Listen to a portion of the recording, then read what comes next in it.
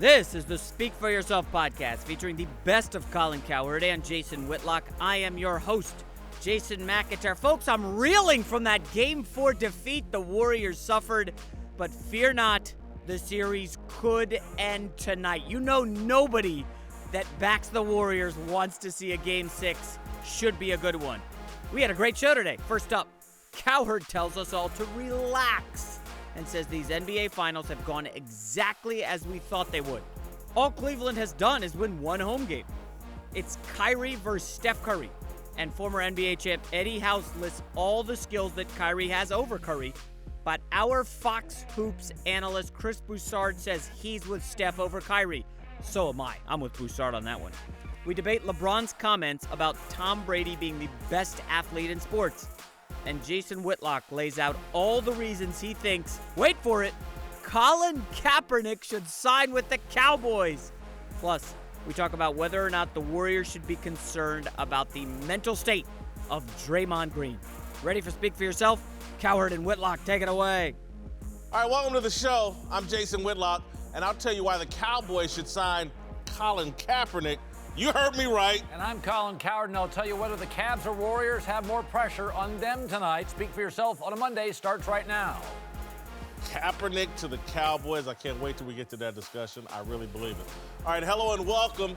We're joined today by Fox NBA analyst Chris Broussard and NBA champion Eddie House. Coming up, we'll talk Colin Kaepernick and the Cowboys. But let's start with the NBA Finals, where LeBron and the Cavaliers finally showed up Friday, blowing out the Warriors in Game 4. Cleveland is now down 3-1, exactly where they were last year before their historic comeback. And the Cavs' Richard Jefferson now says the pressure is all on Golden State. It's not on us. There's not on the pressure. Where's the pressure on us? They had a 73-win team and they added a former MVP. We added Kyle Korver and Darren Williams. The pressure is all on them. We believe that we are the defending champs. We believe that we have enough here to win a championship, and we haven't played great thus far. But there's no pressure on us. There never has. There's never been that. It's been about them proving that last year was a fluke. KD validating the move here, which has been validated. But no, we feel very comfortable. Colin, I agree with damn near everything Richard Jefferson just said. And I'm a bit concerned about the Warriors handling this pressure that is now on them. Are you worried about the Warriors? What worries me in pressure is like youth, like if they were young. But outside of Ian Clark, I mean, Steph and KD have 18 years in the league. They've lost one home game since April. I mean, they should be comfortable tonight, and I trust them. These are veteran players, and this has gone so much better than I thought. Like, I picked Cleveland. I thought this year would be rough. I thought it would be Miami, LeBron, Wade, Bosh. I think it's working. I think they're where they're at. If you'd have told everybody a month ago we're going to end up Cleveland and Golden State, most people would have said Cleveland will win a home game, Warriors in 5. That's exactly where we're at tonight, and I think Golden State's favored by about 9, and that feels light to me. Losing one game on the road to a team that put up a historic shooting performance is nothing to be alarmed about. So tonight, I agree, they should be comfortable. But if they lose tonight, I think you can make a strong argument Cleveland's favored to win the series. I agree. And I think mentally it will get in the Warriors' head. It will be their 5th straight elimination loss to Cleveland when they couldn't close the deal. In those 4 previous games, Steph Curry has shot 36% from the field, 33% from 3. And remember, Kevin Durant has also lost 4 straight elimination games. He shot 40% and 26% from 3. So if they lose tonight, then I think they're going to have a lot of mental gymnastics going on in their head. Yeah, I think they definitely have more pressure than Cleveland. Cleveland, RJ saying that they don't have any pressure at all. I don't buy it. You're in an elimination game. You lose, you go home. Yes. That's some sort of pressure. Now, is it overwhelming pressure where you can't perform? No, it usually makes you perform better. Now, on the flip side, Golden State, the pressure they have is closing this team out and closing them out on their home court. I don't think that they ever been tested this year, Golden State. And this is starting to get ratcheted up a little bit defensively. Cleveland is buzzing around. They playing with a sense of urgency. Now, I want to see how the Warriors respond to that because everything's been so comfortable for them throughout the whole season.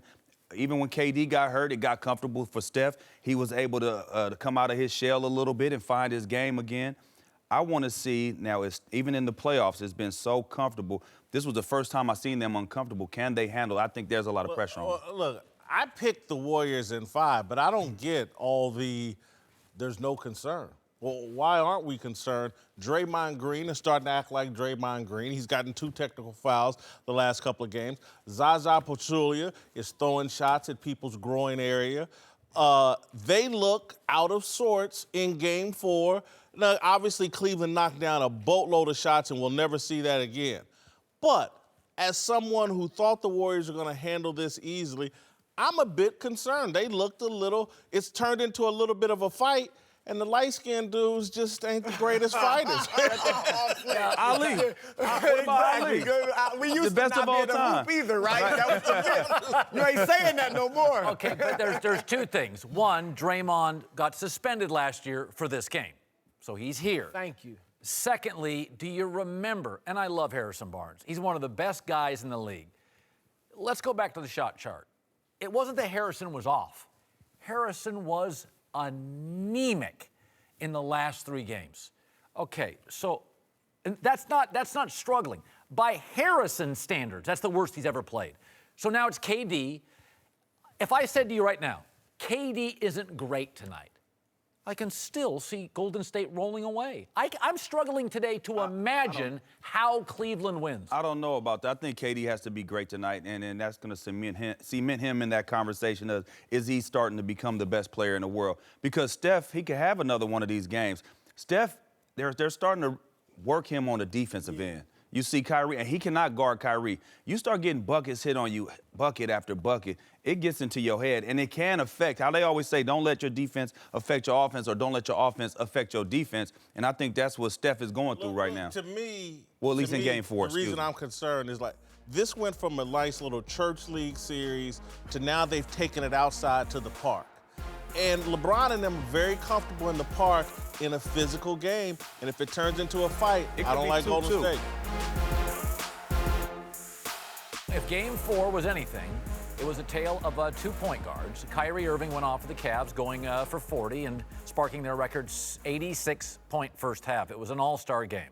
Meanwhile, Steph Curry looked lost, finishing with just 14 on 13 shots. Now, if you look at the numbers, Curry has had something of a split personality in the finals. That part is clear. With his 3 shots per game, 3-point shooting, assists, way down in losses. And as you see there, Steph struggles, so do the Warriors. When he does, they do. So, Jason, do you trust Kyrie more tonight or Steph more tonight? This goes back to church league versus out in the park. A lot of wind when you play outside, and the guy that can get to the rim and finish makes more buckets. Kyrie Irving, if his outside shot's not working, he's going to go to the hole and finish at the rim. You got to, in these elimination games, look at the numbers for Kyrie Irving. And again, I love Steph Curry, but those elimination numbers speak for themselves. 4-0, 32 points a game, 53% shooting from 2, 55% from 3. I trust Kyrie more. But Steve Kerr has said he'd like to free Steph up tonight. Yeah. That's one of the game plans that's kind of, if not leaked out, it's been kind of one of the messages. And I think they'll design things for him. Listen, what's remarkable about Steph is, as great as he is, he's been 2 different players in the series. And I agree that Kyrie can do both, finish at the rim. I just feel like this is a team that's lost once at home since April. And before that, lost once since March when all 4 guys played. I just think Cleveland's last win was an aberration. They'll never shoot like that again. We've never seen any team shoot like that. I think it was an exception to the rule. Could have won Game 3. But and they have a they have a game plan that can stop or slow down Steph Curry. And we saw it in Game 3. They doubled him and dared Draymond to shoot and beat it. Just like they did last year, they dared Harrison Barnes to beat you, and he couldn't. I think, not that I don't trust Steph, but I think Kyrie is more likely to have a bigger game because he has to. Like, Cleveland cannot hope to win if he isn't phenomenal. Golden State can win if Durant could be big, Clay could be big, Draymond could be big, and Steph could be okay, and they can win. Kyrie can't be okay, so I think he's going to come up bigger. Yeah, I agree with you. Kyrie has to have at least 25 or more, at least 25 or more. I mean, maybe even 30 for the Cavs to even have an opportunity to win this game. And to your point, in Game 3, they came out and they trapped Steph, kind of disrupted his rhythm early in the game. And then when KD and Clay went to the bench in that second quarter, I don't know why they pulled the trap off, but that's right when Steph got going. He got comfortable. And Kyrie's going to dominate the ball more than Steph is. The way the Golden State plays, they move that basketball, they move their bodies. Cleveland is two guys that's pretty much dominating the basketball, dribbling the air out of it, and making all the plays for I won't say dribbling the air, but making all the plays for everybody. So Kyrie is a guy that I'm expecting to have a much better night, and I trust to have a better night. Golden State's a system. I mean, it really is. Yeah, I mean, no question. Cleveland's really an ISO act. So, I mean, if you're talking stats, Kyrie's almost guaranteed to literally, he's going to have the ball more. And whereas I find one of the things remarkable about Golden State is I can see 8 different guys leading the break.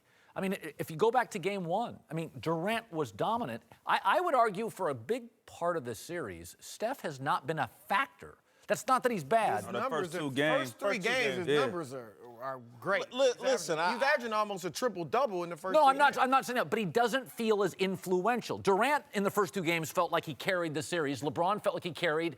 Kyrie felt like he carried Game 4. Listen, I take nothing away from Steph's 2 MVPs. To me, he deserved them.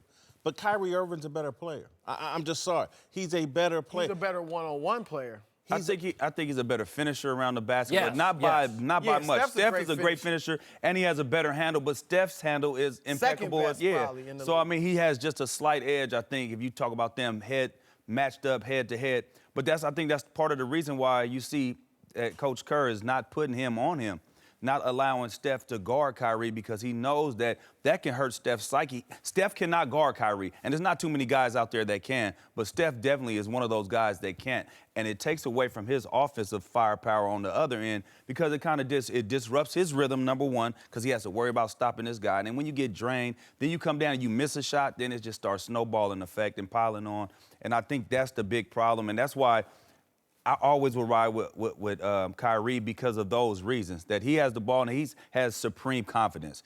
I mean, never wait. Even he was 0 for 7 in Game 3, and he took that. I mean, he was 0 for 6 and took that last crazy 3-point shot, and they couldn't stop him getting to the basket. So I'm riding with Kyrie. I would rather have Steph on my team, just because I think his jump shooting, he's easier to play in the system. You hit it on the head. We see a system versus 2 guys creating everything. Do you honestly believe, though, Kyrie couldn't play and perform at a high level in that system? He'd With be all that a space. much different player, because he wouldn't be dominating the ball like that. Yes, fair question. And he could be good because he's a good shooter himself. It's a fair question, because I don't think Westbrook could. And I think Kyrie could. But as of tonight, we have a system and ISO acts. But in that system, I'm just saying, Kyrie would get to the hole so much easier, get to the rim so much easier. I love Kyrie in this series. Welcome back, Eric Davis, Jason McIntyre, both here. Let's move to the best basketball player on the planet. Come on now, it's LeBron, whose production company just released a cool special called The Shop, featuring LeBron and his friends sitting around a barbershop, discussing all kinds of topics, including whether Tom Brady's the greatest athlete of all time. Here's what LeBron thinks. Brady is unbelievable. Brady is the greatest quarterback I ever seen. That's a great point. But he affects the game one way. And that's by throwing the ball. And it's great. You're right. This as a basketball player, and the pounding that you take and running both sides. Okay, now I gotta do offense. Oh, I gotta get back on defense. Oh, I gotta get back on offense. Oh, I gotta get back on defense. For us, every single night, like you have to you gotta know both sides. All right, Whitlock, does LeBron sound jealous of Tom? He sounds like a man that's sipping a little Hennessy at a barbershop. Look, no, you saw him. He was holding a glass of Hennessy. That was Hennessy or something. He sounded real and authentic. He sounded. I love the deal. Is he a little jealous of Tom Brady? Probably, maybe, but not in some super negative way. Look, he's a competitor. He probably wants to be regarded as the greatest athlete of all time, and certainly of this era, and he knows that Tom Brady is the competition. I don't agree with LeBron's argument, but I like the fact love that his he had argument. I think he nailed it.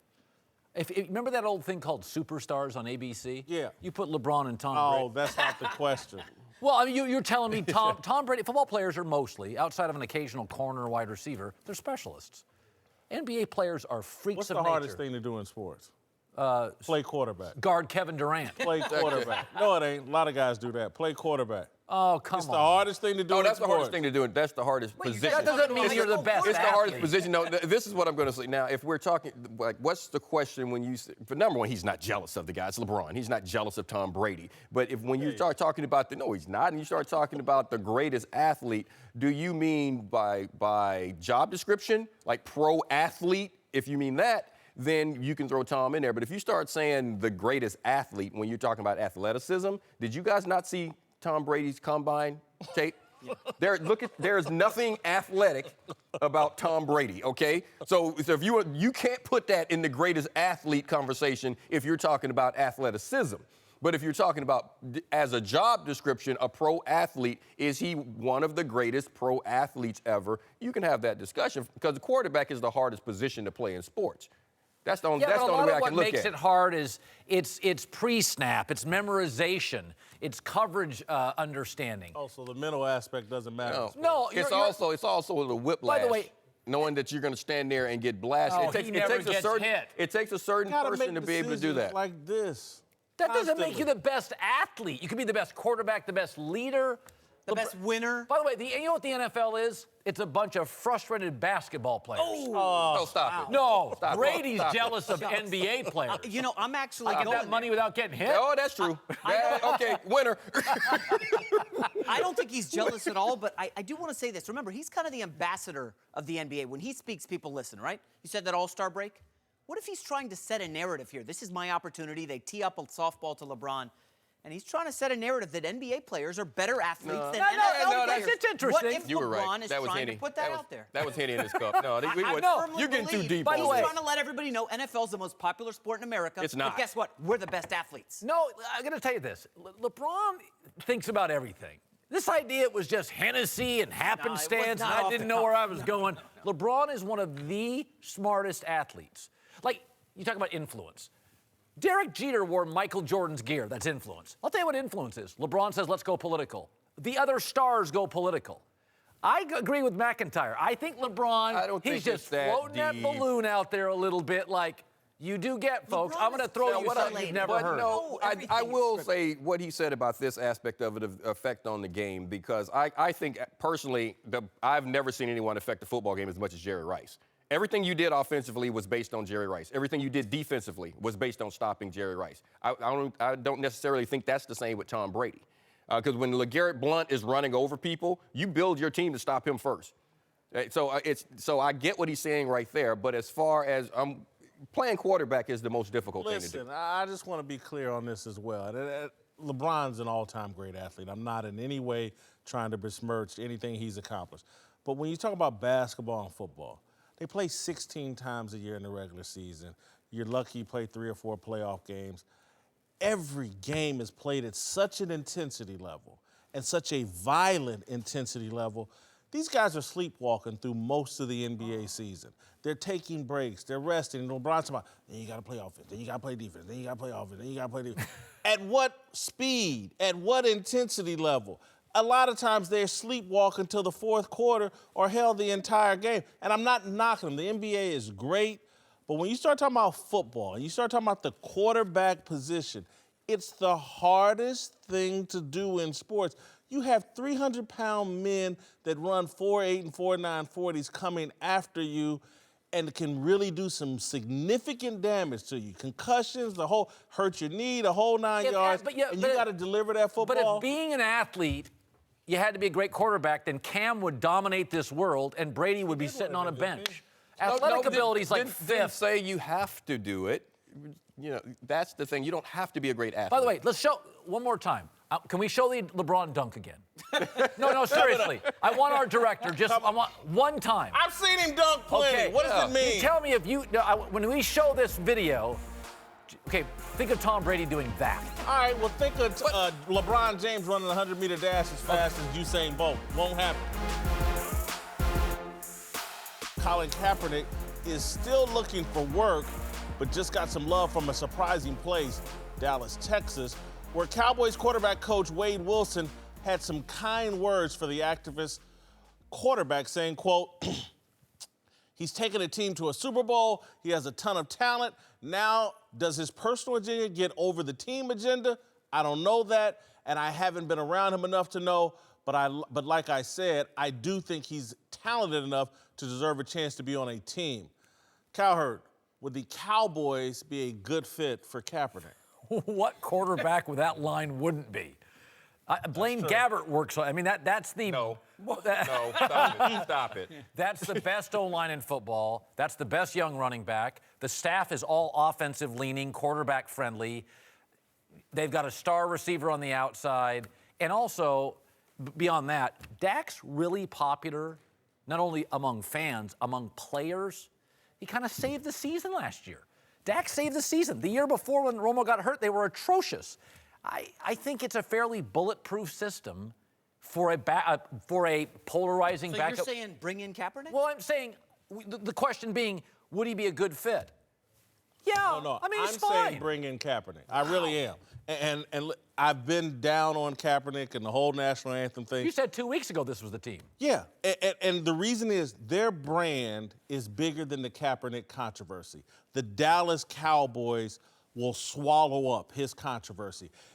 The fact that they will be Super Bowl or bust this year, having felt like they let one slip away next year.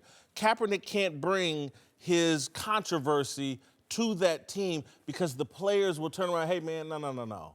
We're here to win a Super Bowl. We ain't doing that. We let one slip away last year.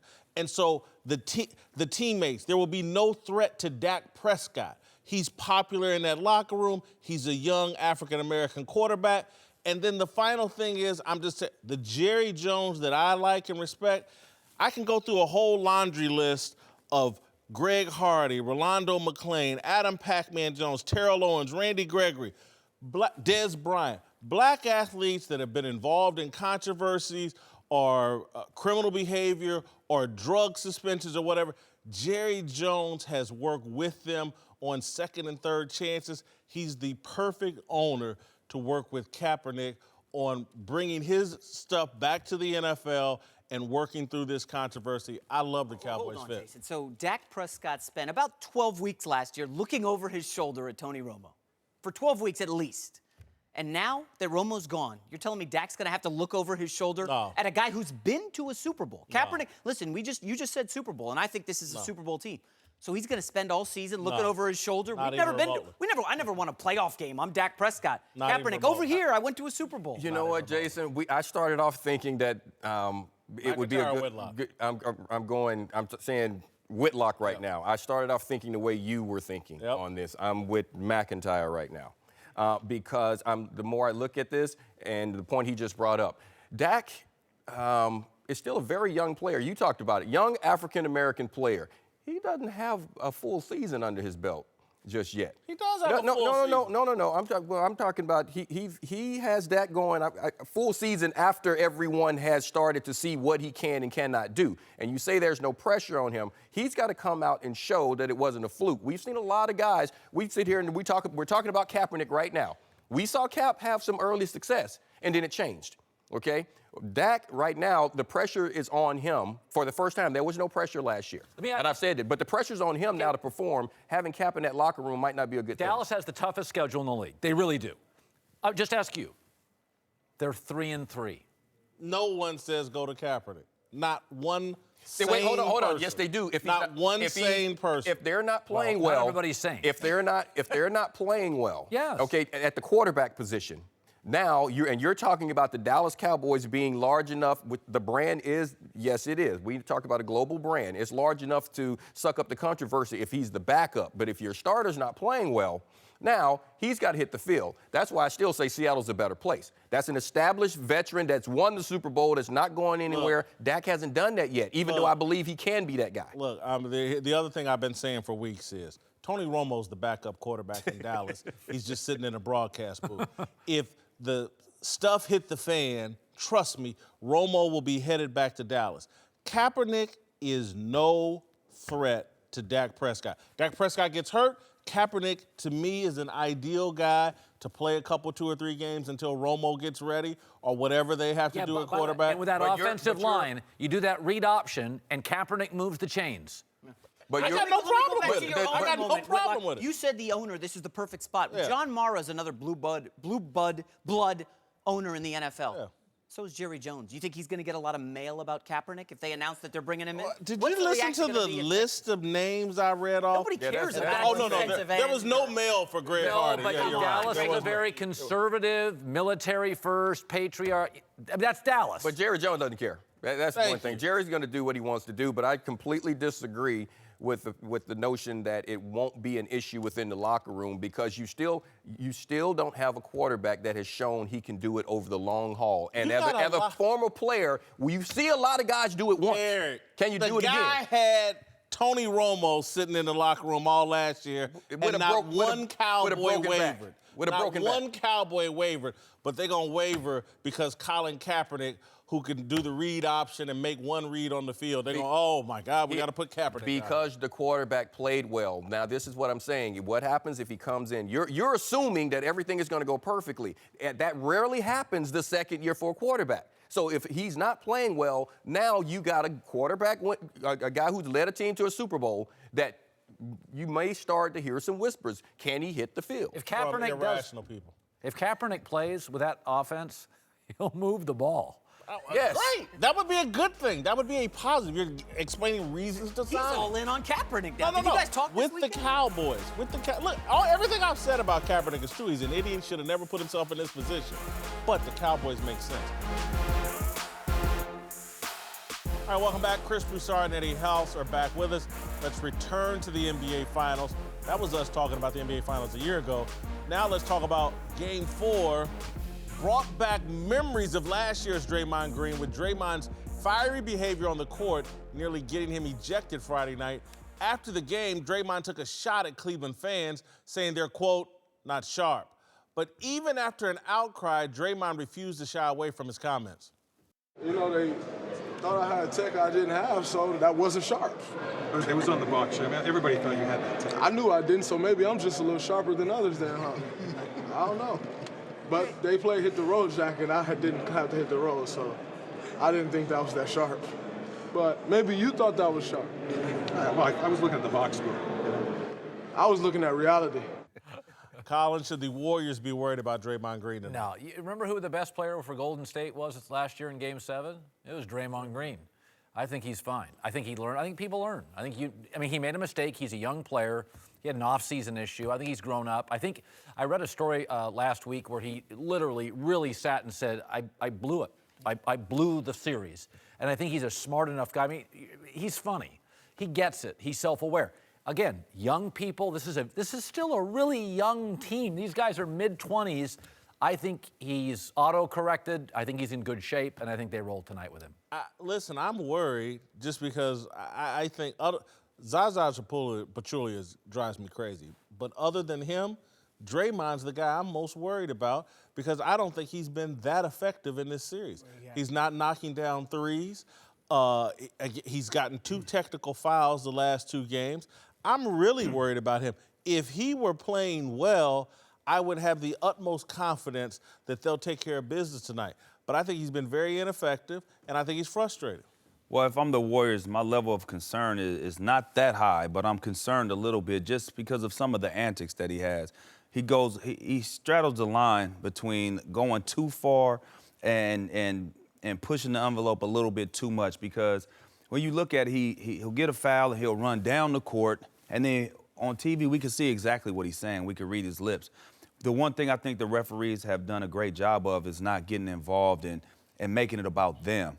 I think if they... Did you watch Game 4? Yeah, I watched Game 4, but I think the refs have actually done a fantastic job in this series. They've been pretty much out the way. They've been letting guys play physical. They've been letting guys show emotion. And Draymond is the most emotional guy that's out there on the court. Wears the emotions on his sleeve. So I I think the level of concern is you have some if you're the Warriors, but I don't think it's too much. I'm about 80% sure Draymond will be fine. All right, there's a 20% there I'm worried So about. you're worried. Well, what I'm worried Very about, small. because you're right. I mean, half the time when he's running around the court or getting in the ref's face, asking them questions about this foul call, I'm just sitting there thinking, like, that ref, all he has to do is snap and be like, look, get out of here. You know what I mean? Crawford. Yeah, you push That it. was He pushes them a little too much, and they show good restraint. But here's my thing with Draymond, because you're right. He knows what he did last year. He definitely doesn't want to do that again. But if they dare him, like tonight, like they did in Game 4, they're going to give him the open shots. And if he's missing them, that's embarrassing. He's a prideful guy. If he's sitting there missing open J after open J, that could start to frustrate him. And then that's when he could start doing some things that cross the line and maybe get himself in trouble. Where are the putback buckets? Where are in the Western Conference? We saw some great defensive stretches from Draymond Green. I haven't seen it in this series. Draymond, everybody, pride is the right word. He's a prideful guy. I don't know if he wants to go through this entire series as the fourth wheel. Or even the fifth wheel, because hell, Livingston and Iguodala both have done some things. What has been Draymond's stamp on this series? What has he done? Everybody else to me has had their moments except for him. Or Steve Kerr wants it that way and did not want to build a series in which he relied on Draymond Green. So actually, it's a very safe series for Kerr. He's not going to get shots tonight. They're going to build it up for Steph. Because Cleveland's that's going to be their strategy, I'm assuming. They're going to double Steph, and stay with Clay and Durant, and basically give him the shots. Iguodala, they're going to dare Iguodala. They're going to dare Draymond Green. They're going to dare Livingston. All those guys to beat him from the perimeter. So that's exactly what they're doing. And as far as Draymond being the fourth guy, I mean, that's what he is. That's what he is. You got KD, going to push him down the ladder. You got Steph, pushed him down the ladder. You got Clay, pushed him down the ladder. Most important player. A lot of people were saying that. But his game is versatile. So if he gets his assists, his rebounds, you're right, he's not doing it. He's losing the matchup to Kevin Love. Well, he's on the perimeter a lot if you think about it. He's always around the perimeter, and I think that's what the way that Cleveland is funneling him is to be on the perimeter and keeping him off the glass. And if there is somebody there down on the block, if he's down on the block, you know what they're doing. They're keeping a body on him to make sure he's off the glass. I'm just very comfortable with confrontational people. I like working with them. I'm comfortable with them. This is the Speak For Yourself podcast featuring the best of Colin Cowherd and Jason Whitlock. I'm your host, Jason McIntyre. Remember, you can always catch the podcast on Apple Podcasts, SoundCloud, and every day it's on YouTube. Folks, I had a phenomenal interview on my radio show Saturday with former NBA ref Tim Donaghy, and he's worried about Game 6. He thinks the NBA wants a Game 6, and I'm fired up because, darn it, the Warriors better win or I'm going to be inconsolable tomorrow. See you tomorrow.